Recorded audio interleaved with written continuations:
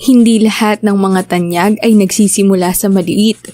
Minsan, sila ay ipinanganak na may pribilehiyo at kalaunan ay inalis sa kanila. Ngunit muling nagtagumpay sa hinaharap.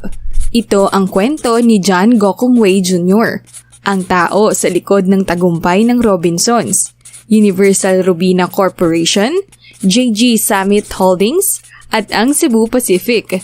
Ito lang naman ang mga bunga ng paggawa ni John Gokongwei Jr.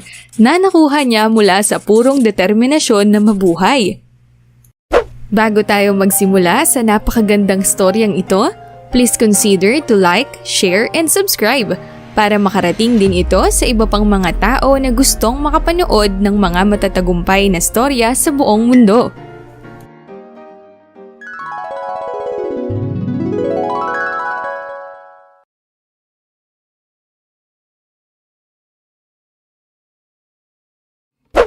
Siya ay ipinanganak noong August 11, 1926 sa Xiamen City, sa Fujian Province ng South China. Ginugol niya ang kanyang pagkabata sa Cebu, kung saan ang kanyang ama ay nagmamay-ari ng isang hanay ng mga bahay ng pelikula, kabilang ang unang naka-aircon sa labas ng Manila. Si John ang panganay sa 6 na anak at nakatira sa isang malaking bahay sa Forbes Park ng Cebu. Sa katunayan, mayroon pa siyang driver na naghahatid sa kanya sa paaralan araw-araw sa San Carlos University, isa sa mga paaralang nangunguna sa bansa. Nakasali siya sa top student sa kanyang mga klase at nagkaroon ng maraming kaibigan. Dahil doon, dinadala niya sila para manood ng mga pelikula ng libre sa mga sinihan ng kanyang ama. At sa edad na 13 anyos, biglang namatay ang kanyang tatay dahil sa komplikasyon ng dahil sa typhoid.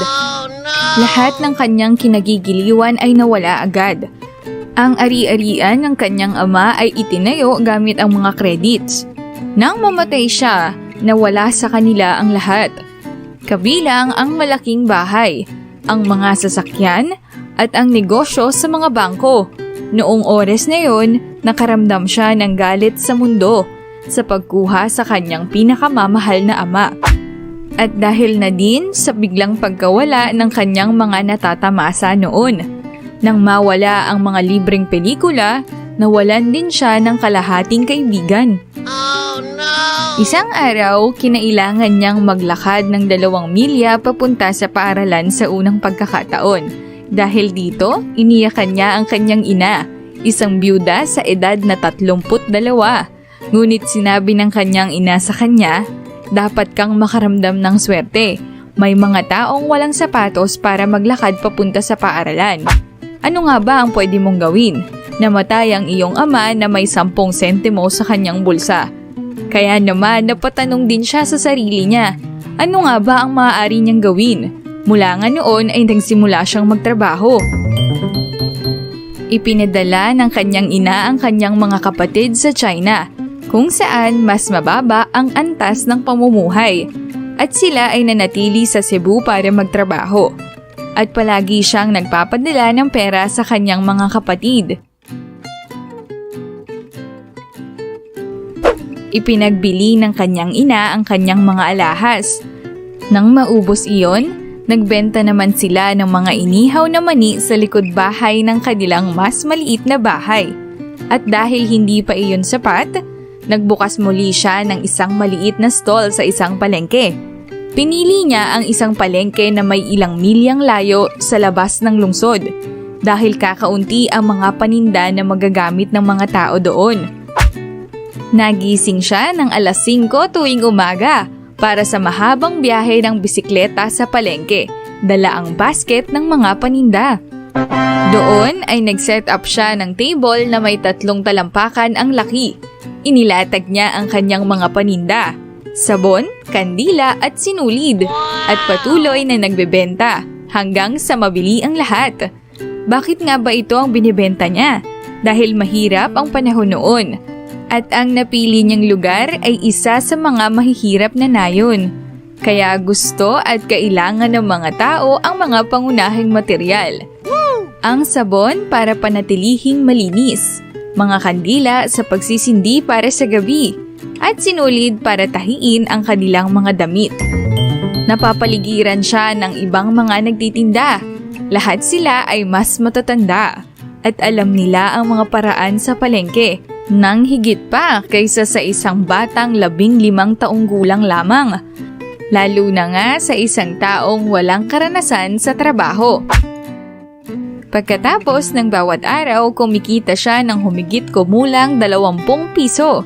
Ito ay sapat na para pagkain ng kanyang mga kapatid at sapat na para ibuhos muli sa negosyo. Ang mga pisong nagawa niya sa palengke ay ang pisong napunta sa pagtatayo ng negosyong meron siya ngayon. Isa sa mahalagang bagay na dapat malaman sa buhay ay palaging mayroong masamang baraha. Ngunit kailangan natin laruin ang mga card na iyon sa abot ng ating makakaya. At maaari tayong maglaro para manalo. Ito ang isang aral na nakuha niya noong siya ay teenager pa lamang. Ito ang naging gabay niya mula noon. At nagkaroon nga siya ng 66 na taon para sanayin ang determinasyon sa sarili. Sinabi pa nga niya na kapag may gusto ako, ang pinakamabuting taong maaasahan ko ay ang sarili ko. At dahil dyan, patuloy siyang nagtrabaho.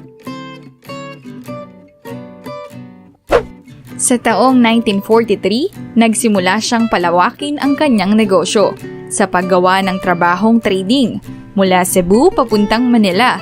Matapos ang World War II, nakakita siya ng pagkakataon at nagtayo ng negosyo kasama ang kanyang kapatid na si Henry sa edad na 20. Itinayo nila ang Amasya Trading.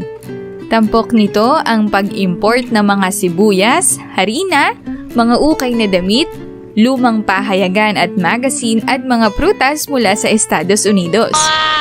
At noong 1957, sa edad na 31, nakakita siya ng pagkakataon na mag-manufacture ng cornstarch. Ito ang naging pundasyon ng JG Summit Holdings. Nang mamatay ang kanyang ama sa edad na 34, hindi siya nag-iwan ng mga plano. Mula doon, natutunan niya na kailangan turuan ang mga tao upang malaman ang pagtakbo ng isang negosyo sa anumang oras. At ang mga halaga na pagsusumikap na natutunan niya sa kanyang ama ay itinuro niya rin sa kanyang mga anak. Isa nga sa kapansin-pansin na ginawa ni John Gokong Wei ang kanyang pagpasok sa mundo ng negosyo. Noong agresibo siyang bumili ng shares sa San Miguel. Ito ay isang napaka-agresibong hakbang na kumiliti sa isipan ng iba pang mga negosyante upang magtanong ng sino nga ba si Gokong Wei at bakit niya ginagawa ang mga kakilakilabot na bagay na iyon sa San Miguel. Sabi naman ni John, talagang isang galaw iyon na nagpakaba sa kanya pero nakakapagpasabik din at natalo nga siya noong panahong iyon. Ngunit napagtanto niya na kaya niyang lumaban dahil sa pagkawalang iyon nalampasan niya ang kanyang takot at naging mas mabuting tao siya ngayon. Sa kabila ng pagiging isang negosyante, hindi tumigil doon si John at marami pa siyang pinagpatuloy na business ventures. Ang kanyang kwento sa Cebu Pacific ay isa ring napakagandang kwento dahil sa kanyang pangangailangan at pangarap na makapaglakbay ang mga Pilipino na mayroong lower cost but with greater value. Namuhunan siya sa Cebu Pacific. Ang Cebu Pacific ay pangunahing airline na mas mababa kaysa sa iba pang mga airline. Kaya ang matitipid ng kumpanya ay bumababa sa mga customers sa pamamagitan ng mas mababang pamasahe sa eroplano. Ngayon, ang Cebu Pacific ay nagsisilbi sa tinatayang 5 milyong pasahero.